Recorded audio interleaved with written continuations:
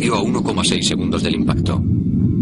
¿Por qué el mejor conductor del mundo tuvo un accidente tan terriblemente inesperado?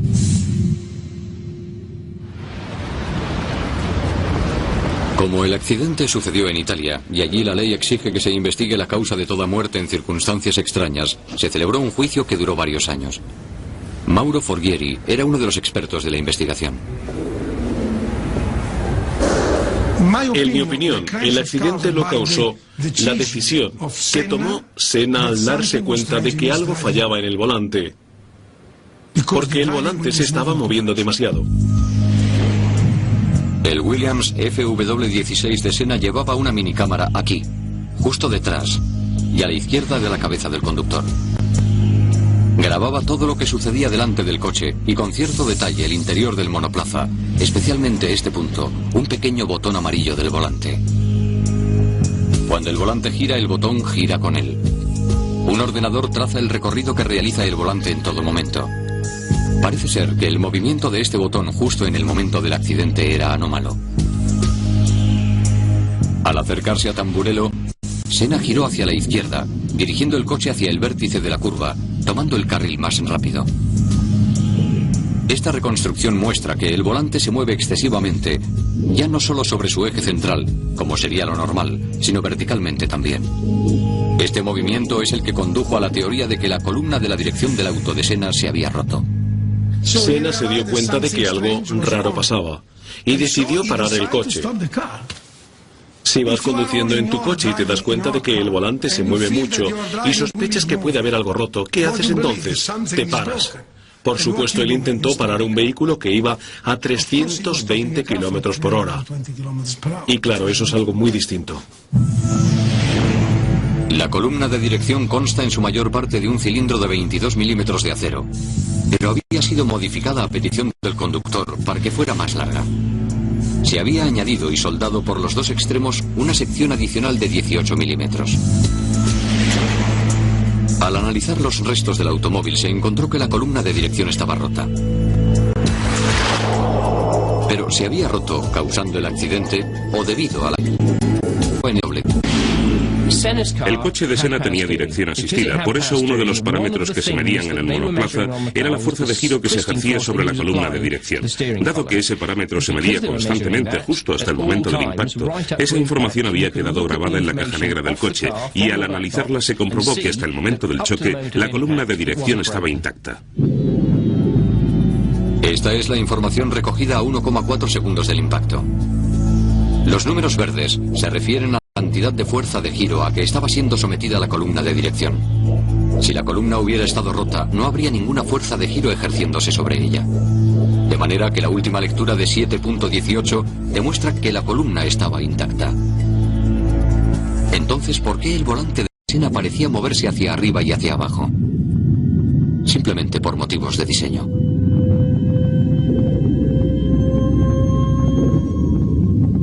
Estas secuencias inéditas muestran la amplitud de movimiento vertical que posee el volante de un Williams Fórmula 1 idéntico al de Senna. El esfuerzo necesario para desviar así el volante es considerable. Pero no debemos olvidar que el conductor está sometido a una fuerza de succión 3 veces superior a la de la gravedad, y como no hay otra cosa salvo el volante para aguantar el peso de los brazos del conductor, el diseño del auto está pensado así para permitir semejante movimiento. Entonces, si la columna de dirección no se rompió, ¿qué otra cosa pudo haber causado el accidente de Senna? La cruel ironía es que en la búsqueda incansable para mejorar el desempeño de los autos en las curvas por medio de la aerodinámica, se había puesto en peligro la estabilidad de los vehículos. El reglamento en vigor en la época del accidente de Senna establecía que los coches debían correr pegados al piso. Y hablamos de una distancia así del suelo, no de varios centímetros como sucede con los coches normales, hablamos de milímetros. La razón de establecer una distancia tan pequeña entre el chasis y el piso se debía una vez más al principio básico de la física de que el aire que viaja a gran velocidad crea zonas de bajas presiones. El ingeniero quiere obtener la máxima velocidad posible del aire que pasa por debajo del vehículo, dado que esto genera una zona de bajas presiones que hace que el coche se pegue al suelo. Cuanto más rápido viaje el aire por debajo del auto, menor será su presión, justo como establece el principio de Bernoulli. La manera de hacer que un vehículo sea más veloz es reducir la altura del chasis al suelo, puesto que cuanto más pequeño sea el hueco entre el auto y el piso, más rápidamente tendrá que pasar el aire por debajo. Un coche muy bajo implica un efecto suelo muy grande.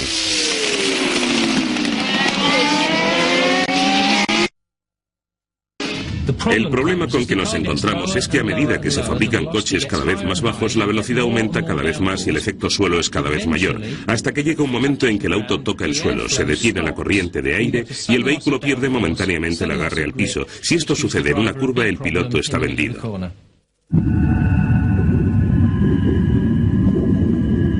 La clave para hacer un buen tiempo en una vuelta en la época de Senna era saber equilibrar una serie de maniobras técnicas. La recompensa de lograrlo, hablando en términos automovilísticos, era muy grande. Bajar 1 milímetro significa que vas a aumentar la velocidad de tu coche en varias décimas de segundo. Y en algunos circuitos esto se traduce hasta medio segundo más rápido por vuelta. De manera que todas las escuderías ponían sus coches a punto hasta el límite. Los hacían tan bajos como fuera posible. Pero si sucedía algo que hiciera descender la altura del auto por debajo de un punto crítico, el piloto podía correr grave peligro. Exactamente a 11.0 segundos del inicio de la séptima vuelta de Senna, algo había producido esa reducción en la altura del Williams de Senna. Los televidentes pudieron ver cómo saltaban chispas del auto de Senna, lo que indicaba que el coche estaba tocando el suelo en medio de una de las curvas más rápidas de la Fórmula 1.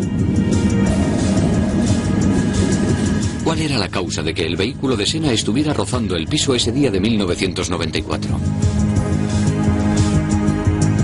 En el caso del accidente de Senna, justo al principio de la carrera se había producido un accidente múltiple, así que se decidió que los autos corrieran detrás del coche de seguridad. El problema es que el coche de seguridad es un coche normal, que va rápido pero nunca podría llegar a lo que un coche de carreras puede hacer. La carrera de Imola era solo la segunda vez que se utilizaba un coche de seguridad en una pista seca durante una competición de Fórmula 1, y el resultado fue un caos total, ya que los autos tuvieron que circular lentísimos detrás de él. Los neumáticos que en una situación normal se habrían calentado se enfriaron y se contrayeron. Al contraerse provocaron que la altura del vehículo cayera por debajo del límite de seguridad. En condiciones normales, en las zonas del piso donde hubiera abombamientos, el coche tocaría ligeramente el suelo. Pero por supuesto, al disminuir la presión de los neumáticos, tal vez en un 25%, la rueda oscilaría en altura hasta 4 o 5 milímetros, y cuando el chasis del auto, que es metálico, da en el suelo, en lugar de producirse el efecto de agarre que te dan los neumáticos, tienes una especie de patín que te hace derrapar. No solo se había suprimido gran parte del efecto suelo al impedir el paso de la corriente de aire debajo del vehículo, ahora este descansaba, durante una milésima de segundo, en el metal del chasis. De repente, el monoplaza de Senna perdió el agarre al piso al tomar la curva. A los 11,2 segundos, la parte trasera del auto patinó. Con una rapidez increíble de reflejos, una décima de segundo más tarde, Ayrton Senna trató de compensar. El morro del vehículo se clavó en el suelo y giró hacia la derecha.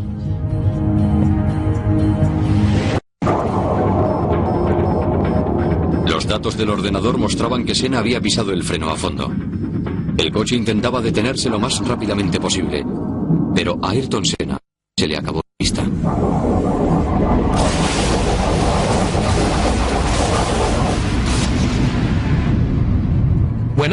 Después de todo, lo realmente trágico del accidente de Ayrton fue que si no hubiera sido por una pequeña cosa, habría podido salir del coche por su propio pie. Pero al estrellarse contra el muro, la rueda delantera quedó atrapada entre este y el chasis al hundirse la suspensión. Y mientras el coche patinaba rozando el muro, la rueda salió disparada a presión y le golpeó en la cabeza. Si no hubiera sido por eso, habría salido ileso. Senna murió justo 4 horas después en el hospital. Al llegar a su Brasil natal, recibió un entierro con todos los honores, como el héroe nacional que era. Multitud de admiradores dieron a rendir y el país declaró 3 días de luto oficial. La lección aprendida del accidente cambió el deporte del motor profundamente. Sin lugar a dudas, esto ha contribuido a salvar muchas vidas desde entonces. Tal vez esto sea un digno legado para un gran hombre.